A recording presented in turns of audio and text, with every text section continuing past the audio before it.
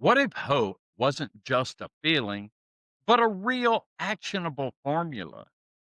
Imagine if we could combine prevention, compassion, and community and create change powerful enough to save lives. For anyone touched by addiction or loss, hope isn't luck, it's something we build together.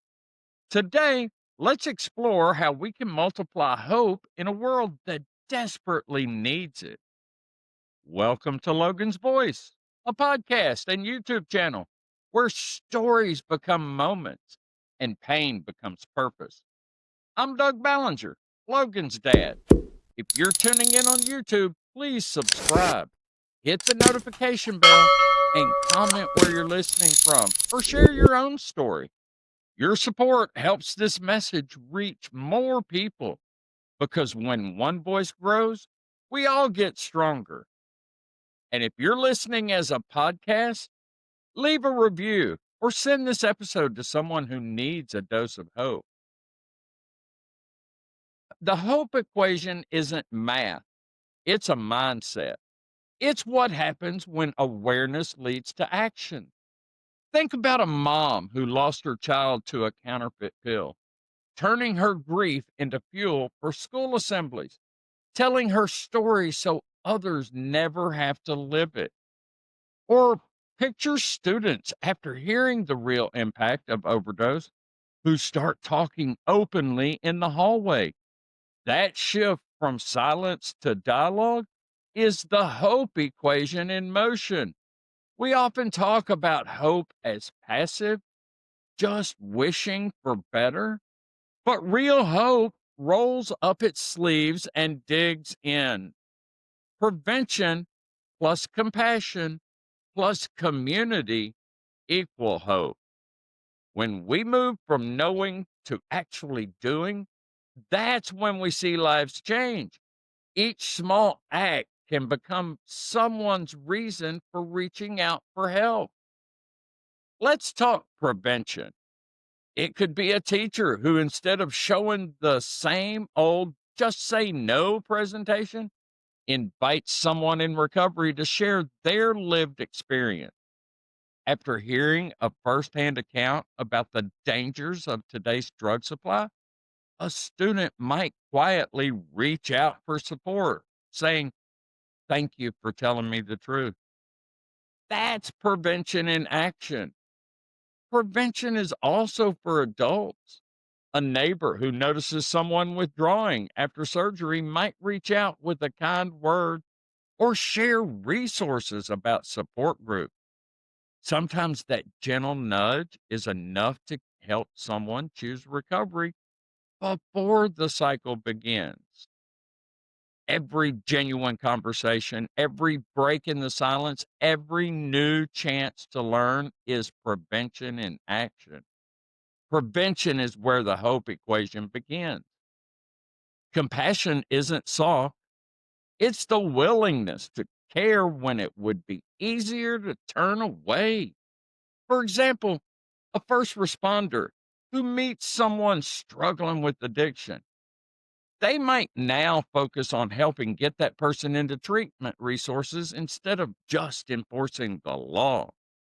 Months later, sometimes that same individual comes back to say thank you for believing in me when I couldn't believe in myself. Or imagine a grief support group where a newly bereaved parent shows up nervous and quiet, and instead of being questioned or judged, is simply listened to with open hearts. That acceptance can make all the difference on a dark day. I know it did for me. Choosing kindness over shame, listening instead of labeling, every act of compassion plants a seed of healing. Compassion isn't just a part of hope, it's the heartbeat of it. No one heals alone, not from addiction, not from loss, not from life's hardest moment. Think of a group of parents who decide to gather for a vigil after losing children to overdose.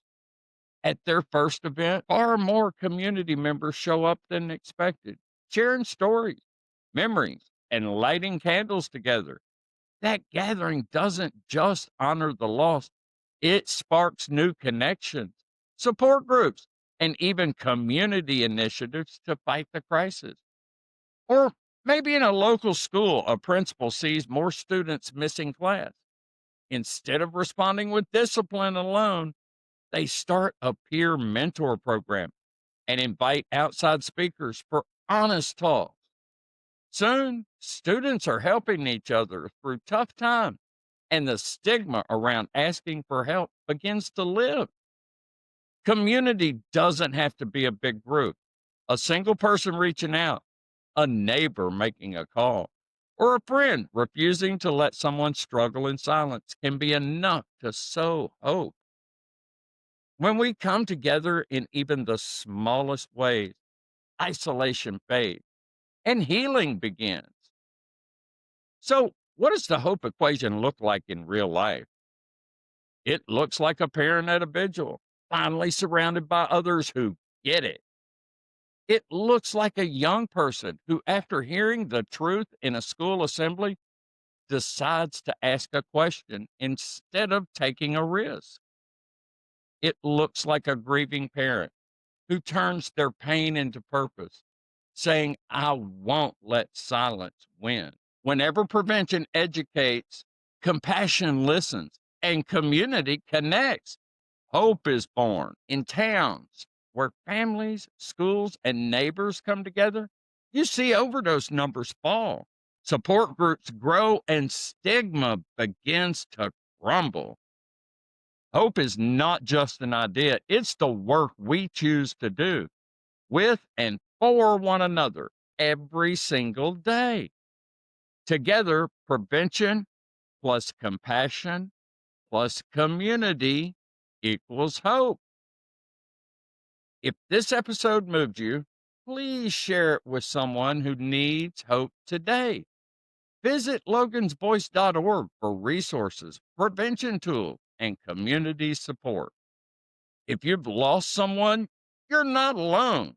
Your story could be the light at the end of someone else's tunnel. I'm Doug. I am Logan's voice. I am Logan's dad, and I will not be silent because hope is always worth sharing.